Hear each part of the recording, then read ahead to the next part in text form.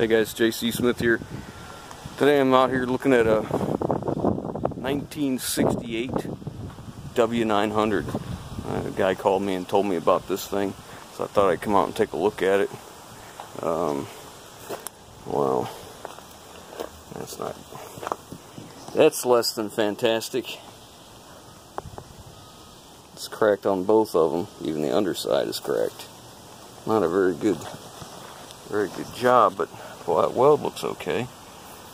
Originally it was a road tractor converted into something else. Bushes, all them bushings are still good. Them rubber bumpers. Wow, look at that. That's awful. And the truck's old, obsolete.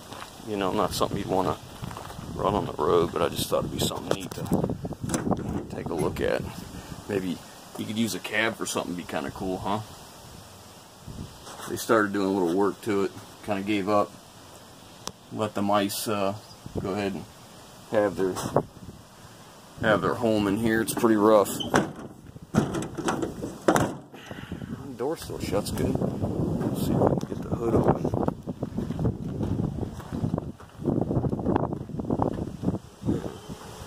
Emblem's still there.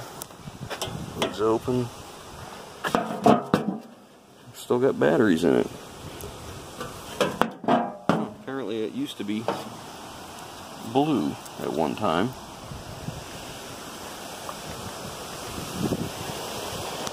Crack here too.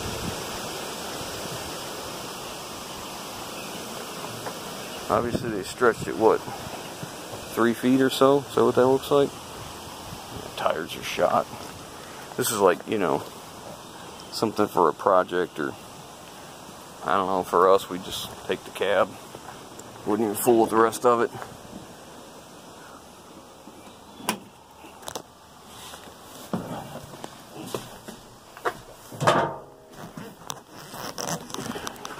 Old twin sticks. Got a ton of air-operated valves back here. Throttle, shutdown, water temp control. Well, it says 9,000 miles, so I wonder how many million that is. This is nice. I loved how they did this. You take that screw loose there, and the whole panel tilts forward. Headliner's out of it. Overall, though, it's not too bad. All the circuit breakers sitting over there. Backup light, heated mirror, fan,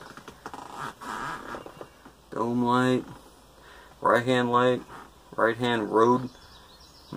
Right-hand road, left-hand road. I'm not sure what that would have been. Markers, headlamp, starter. I don't know. Let's get the hood open and check that out. Huh. Somebody carved that they drove this thing from 1985 to 1989. I can't find any stickers to see when the last time it was on the road. Check out the defrosters. How the vents come over. That's all you get for defrost. Let's open the hood. V8 Detroit, man. I'm kidding. A little bit of slobber and leaks here and there. I wonder if it still runs.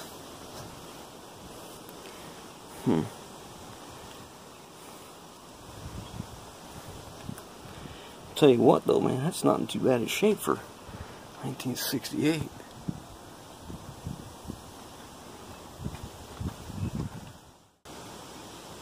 Huh. 62,000 pound gross. Maximum speed 57 miles an hour. Wow. Bug wheels on it. Power assist on your steering.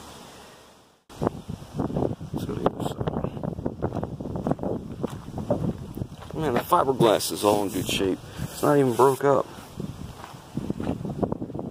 Little oil slobber coming out of the exhaust on this one. This side over here. I always thought it was neat how they had that rear drive. This is where the blower sits down in there. Man, pretty unmolested old truck, really. Radiator still intact, man, look at that. That sucker could probably... Wish I'd brought something besides what we drove. We try and see if we can get it started. At least we could hear it run. It is electric starter.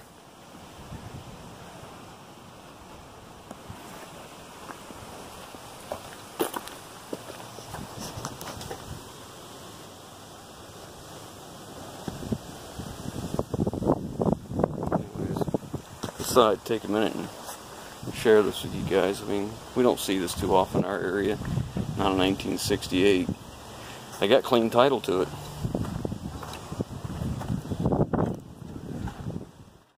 Ran out of memory there. Yeah, this hood's still in good shape. Look at that. No breaks anywhere. Grill's all here. Headlight bezels are here.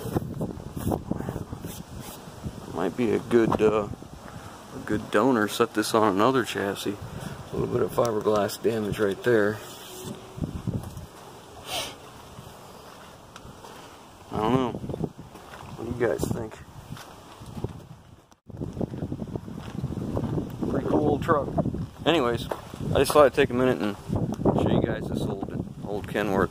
Now, he said it's W900, and I'm not certain because I couldn't find it anywhere that said what it was or isn't for sure, and I'm not that familiar with this stuff here. But anyways, I just thought it was cool, and we're going to see what we can do. Maybe we can buy this truck.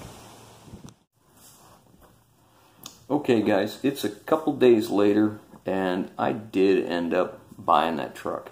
It took some negotiating back and forth, but we ended up buying that truck. The seller said that it was a 2-owner truck. It was parked, just taken out of service. It didn't have a major failure that caused it to be parked. It was just taken out of service, the body taken off and put on another truck for its specialized use. Just a newer truck, upgraded. And they kept it around because they thought it'd be a nice restoration project because the truck was so complete, which is what I thought. That it is hard in my area to find a truck like that that has not been parted, taken apart, restoration started, missing pieces. This is a complete truck. The fiberglass hood has never had a repair in there, he said. I didn't see anything, but I didn't look that hard for repairs. But it's a good, solid, complete truck. Now, that frame issue that we pointed out, it's an issue, but it's not. Because if we do that truck, we're probably going to stretch that thing long. My son is extremely excited about this truck. I don't know what our intentions are with this truck, but I can tell you this. We have to do something cool with that truck because it's just way too nice. I had originally thought about pulling the cab and the hood and put it on something else, but it's a complete truck. My thoughts, my latest thoughts, I should say, are to take that frame where they butted it together and welded it, and it cracked, and they took the double frame and then welded that. We're just going to cut the frame there and do away with it. I think what we're going to do, it's tentative plans, everything's written in sand, by the way, is we're going to move forward of that straight up and down cut and cut on an angle. On a 45, we'll cut that frame, and then we'll lay a more modern rear differential and suspension setup on that truck. I think we might just leave that 8V72 motor, 8V71 motor, that V8 2-stroke Detroit. We might just leave that in there and leave it as an original truck because it's all there. All the pieces are there. Anyways, I think it's a good truck to leave as complete as we can, but we want to get her stretched out. We're going to get her a long wheelbase. I got some plans. We'll see if they come around. Again, I'm only one guy. We'll see what happens. But it'd be a neat truck to use because nothing sounds like a 2-stroke Detroit coming down the road. And it is a twin stick. So I'm pretty excited about it. I'd imagine we're going to consider changing out the front axle so we can have at least hub pilot wheels all the way around, because if you noticed in the video, the front axle was Bud wheels and the rear axle, if I'm not mistaken, were Dayton wheels or hubless center wheels or whatever you might call them. So we're going to entertain that. The owner we bought it from said that they were confident we could charge the batteries and start and drive that truck to our location. I don't think that's a wise choice. I think it's been sitting long enough that the best thing we can do is tow it in. Let's get the fuel filters changed. Let's get the tanks cleaned out. Let's get the oil changed. Let's give it a good looking over before we go and start messing around with it. Now, I could be wrong, but I think that's going to be a 24-volt starting system. So we're going to be getting in the video, if it is the case, we'll be explaining how the 1224 solenoid works in that, which will be a little interesting to some of you. It takes something from a parallel circuit to a series circuit. So that might be interesting. But I wanted to let you know we did get it bought. I've called the tow truck company, told them they're very good to us. They give us a nice rate. So I usually call them and tell them, I have something. When you have time to go get it, you can work it in, let me know. And we'll get it brought in. So when it does, we'll do a video on it, we'll do a walk around, and then we'll start working on that truck. It's not too often you get something as complete as that. And that was a real attraction to me. It wasn't the fact of, well, originally I was thinking about taking the cab and the hood only, putting on something else. But I got to tell you, the more I thought about it, as complete as that truck is, I think it would be sacrilegious to take that cab and hood off and put on something else. I think that's something that could be cleaned up very well and put back somewhat original, but with modern axles and suspension. Something that would be a little more comfortable to use. Because if we can't use it, it's pointless. Now, like I said, I don't know if I said this already, but where that frame is, where they've done that vertical butt up against each other cut, we're going to do away with that. We're going to take that cut, we're going to turn it into a 45. We'll come up, go farther up underneath the cab, and we'll change the frame. If we have to have frame rails made, that's what we'll do. If I have frame rail that works, that's what we'll do. And then we're going to stretch that thing out long and low. We'll get that to be a nice long and low truck. And we're probably going to add a sleeper to it, a flat top sleeper to the back of it. Have the thing painted, get the interior done. That's where our buddy Chuck's going to come in, because we may just drive this truck down to him or take the interior panels to him and let him go to town and make us one super cool interior. Because if anybody can do it, Chuck can, guaranteed. So with that, I'm going to leave you. And if you guys like what we're doing, give us that thumbs up. Oh, one more thing. Let me know in the comments, what do you think that truck is worth? What do you think was a good number to pay for that truck? And again, I'm basing it on the fact that it is a complete unmolested truck with almost everything's there. It's missing a seat. However, almost everything is in place on that truck.